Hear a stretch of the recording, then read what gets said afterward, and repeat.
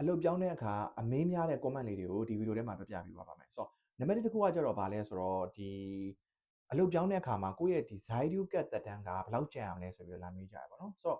အလုပ်ပြောင်းတဲ့အခါကျရင်ကိုယ့်ရဲ့ Zydu Cat သက်တမ်းကအနည်းဆုံးဒါ3လလောက်ခြံပြီးမှပြောင်းတာပိုအဆင်ပြေတယ်အဲ့လိုမဟုတ်ဘဲနဲ့ဒါ Zydu Cat 1လလောက်ကျန်တယ်တို့ဒီရပ်ပိုင်းမဲ့ကျန်တယ်ဆိုလို့ရှိရင်တော့ဒီ short list ကိုမအောင်တာများတယ်ဘာလို့ဆိုတော့ဒီ Kikyo ဘက်ကကြည့်တဲ့အခါကျရင်လည်းအလုပ်ကိုတကယ်စိတ်ဝင်စားလို့ဆိုတာထက်ဒီ Zydu တက်တန်းပြည့်သွားရင်မြန်မာပြည်ပြန်ရတော့မှ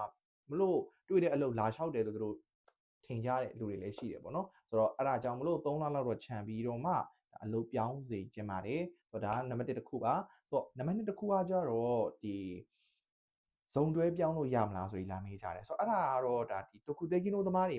ပုံများတယ်ပေါ့နော်ဒီစားတော့ဆိုင်တို့နောက်ပြီးသွားလို့ရှိရင်ဒီခိုင်းကော်တို့နော်ဒါသူတို့အတူတူနေတဲ့အပေါ်မှာဒါတူတူအလုပ်လုပ်ချင်တယ်ဆိုတဲ့ဟာမျိုးအဲ့ဒါကပြောင်းလို့ရတယ်ဒါပေမဲ့အခုခေါ်တဲ့ခေါ်စာထဲမှာ3ယောက်တို့4ယောက်တို့ဆိုလို့ရှိရင်ဒါ2ယောက်ထက်ကျော်တာပဲလေဝင်လို့ရတယ်ဒါပေမဲ့တခုရှိတာက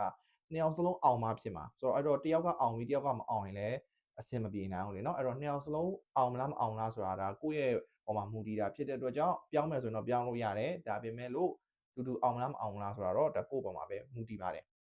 ဆိုတော့နံပါတ်3တစ်ခုကကြတော့ဒီအလုပ်ပြောင်းတဲ့အခါကြလို့ရှိရင်new ပြောင်းဘာတင်ရမလဲဆိုတဲ့ဟာမျိုးပေါ့နော်ဘာတွေလိုအပ်လဲဆိုတဲ့ဟာအဲ့တော့လက်ရှိကဒီ Gijin Koku ကနေပဲတခြားဒီ Gijin Koku ကိုပဲပြောင်းတဲ့အခါ visa 2အလုပ်ပြောင်းတဲ့အခါမျိုးကြာရင်တော့ဒါ new ပြောင်းသွားပြီးတော့ဒီ Shosoku Kikan Hanko ဆိုတဲ့ဟာရှိတယ်ဆိုအလုပ်ပြောင်းတဲ့ဟာပေါ့နော်ဒီ Tanshoku တူတူခဲပုံစံမျိုးပဲဆိုအဲ့မှာသွားပြီးတော့ကိုနာမည်တို့ကိုဖုန်းနံပါတ်တို့အရင်အလုပ်လိပ်စာဒီအလုပ်လိပ်စာတော့နာမည်တို့ပါတော့ကုမ္ပဏီနာမည်တို့ဖြည့်ပြီးတော့ပို့လိုက်တယ်ဆိုရတယ်အဲ့လိုမဟုတ်ဘဲနဲ့ visa မတူတဲ့ဟာမျိုးဟိုမှာတိုကူတေကီနိုကနေဒါ engineer ဖြစ်တဲ့အတွက်ကြောင့်ဒါ Gijin Koku ကိုပြောင်းတာတို့ဘာလို့ဆိုလို့ရှိရင်တော့ဒါမိတ်ဆက်ပေးတဲ့ဒီဂျင်းဆိုင်ချောကိုင်းတို့မေးပေါ့နော်တကယ်လို့သူတို့မေးလို့အဆင်မပြေဘူးဆိုလည်းကိုစီလာမေးလို့ရတယ်ကိုပြောပြပေးပါမယ်เนาะဆိုတော့အဲ့ဒါကဒါ new cam မှာသွားလုပ်လဲရတယ်